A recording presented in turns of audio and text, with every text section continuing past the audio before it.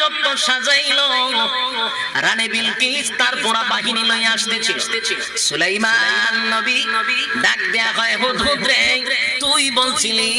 রানী বিলকিসের একটা সিংহাসন আছে বলে জি আছে রানী বিলকিসের সিংহাসনটা আমি এখানে নিয়ে আসতে চাই রানী বিলকিস যেহেতু তার রাজ্যের বাইরে চলে আসছে এর ভিতরে তার সিংহাসনটা আমি এখানে নিয়ে আসতে চাই জোরে কোন সুবহান সিংহাসন কত লম্বা 80 হাত লম্বা প্রায় 40 হাত প্রশস্ত এটার উচ্চতা হলো 30 হাত এত বড় সিংহাসন রানী বিলকিস আসার আগে নিয়ে আসার অনুমতি দিয়েছে সুলাইমান নবী কইল রে জিন্নাত এবং মানুষ প্রথম জিন্নাত রে কইছে জিন্নাতের মধ্যে কে পারবি সবচেয়ে অল্প সময়